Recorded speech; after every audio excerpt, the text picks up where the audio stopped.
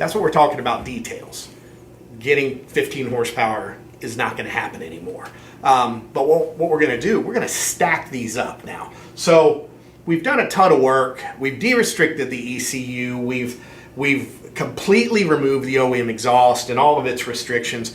We've done all kinds of things to make air exit the bike, but we haven't done anything on the intake. We haven't done anything to try to get more air in. That still has the OEM paper filter. We love OEM paper filters. They are fantastically designed these days, and they're very tough to beat. Once again, not sounding like a commercial, don't want to do that. But we're going to add a Sprint filter, and we're lucky enough, we get to work with Sprint Filter on the front side to get their latest, greatest. Now this is a P08F1-85. That's a mouthful. We'll just call it the F1. It's a new filter, it's waterproofed, it's high flow, and according to Sprint Filter, it offers the same filtration as their street filter, but flow that's even better than their P16, which we had originally planned on using. So we're going to go ahead and try this because this bike's going to be on the track, but we're going to ride it around also. So we want to keep the debris out, but also make it high flow. So what we're going to do is just very quickly swap out the stock filter for the Sprint. We're not going to make any mapping changes. We're just going to see what we get by putting the filter in.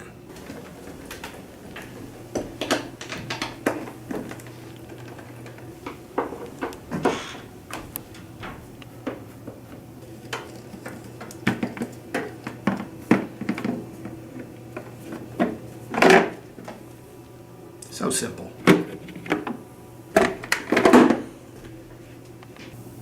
Here's the OEM filter, paper element, brand new, for all practical purposes, no bugs, no anything.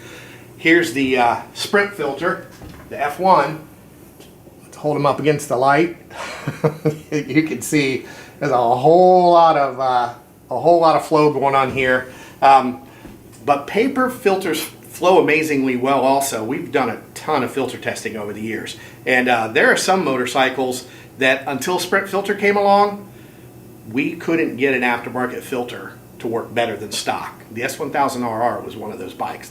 We used the stock filter in all of our stuff till these guys came along, and we saw not only a horsepower improvement, but an improvement at the racetrack, and that's what's really hard to measure here. We can show you what it does on the dyno, but back to that whole ram air, stick your hand out of the car window thing. This is going to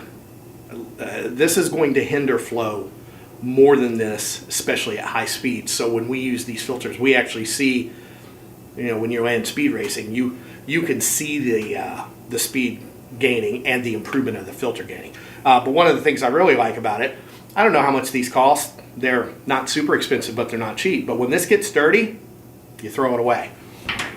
When this gets dirty, there's no washing, there's no oiling. The air comes in like this, so if this had been used on the road or at the racetrack, you'd see bugs and debris and things here. To clean it, compressed air, that's it. Now go ride.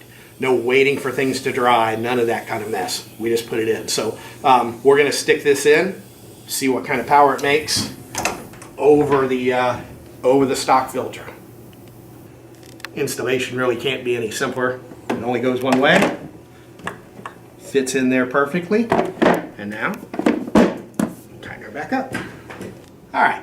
Well, that was quick. Now, granted, we've got most of the body work off, so we can do it a little bit quicker than you can if the bike's completely assembled. But that took me about 10 minutes. Stock filter is out.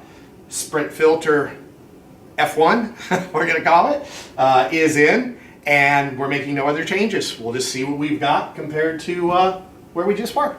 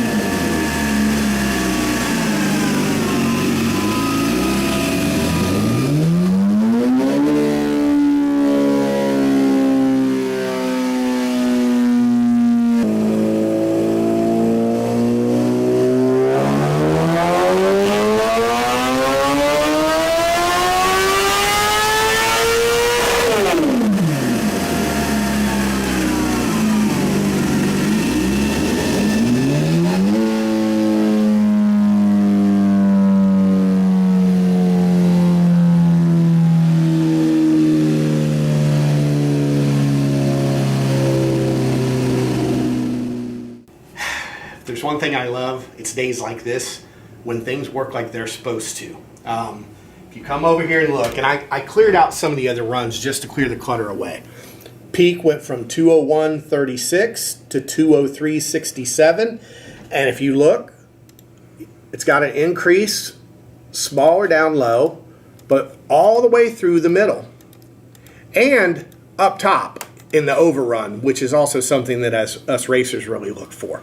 Now, I get asked all the time, do I need to remap my bike when I add a Sprint filter?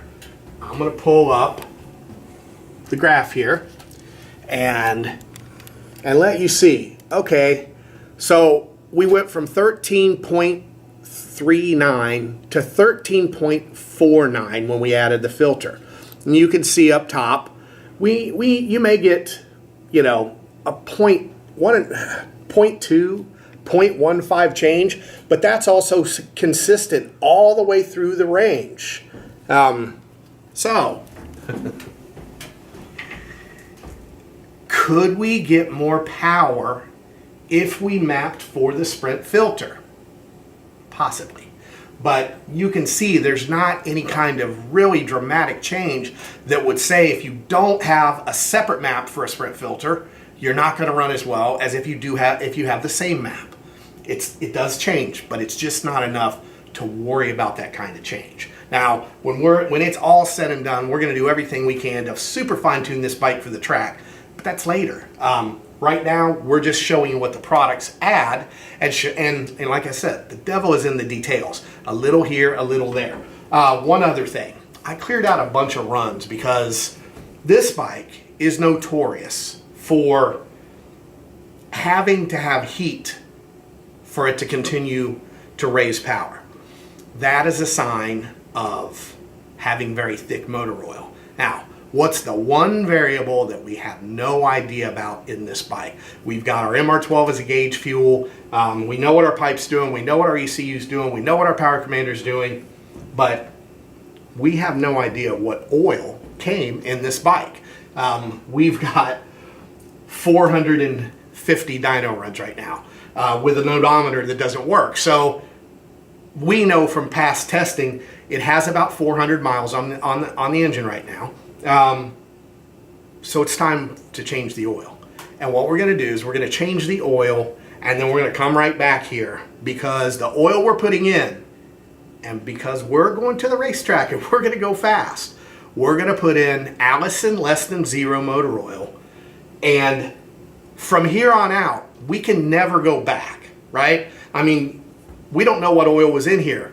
I'm sure it was some kind of Suzuki oil, but was it a full synthetic, a semi-synthetic? I can tell you this is going to be real interesting because sometimes we'll change the oil, and even when we go to a thinner oil, we may only pick up half a horsepower, but the bike accelerates quicker. Just imagine swimming in water versus swimming in syrup. One bike in particular, Christine, the break-in oil that came with that bike was like a mix of sawdust and molasses. I don't know what it was, but when we swapped it, we picked up 5 horsepower. Are we going to pick up 5 on this one, or are we going to pick up half a horsepower? We're going to let you see that real soon.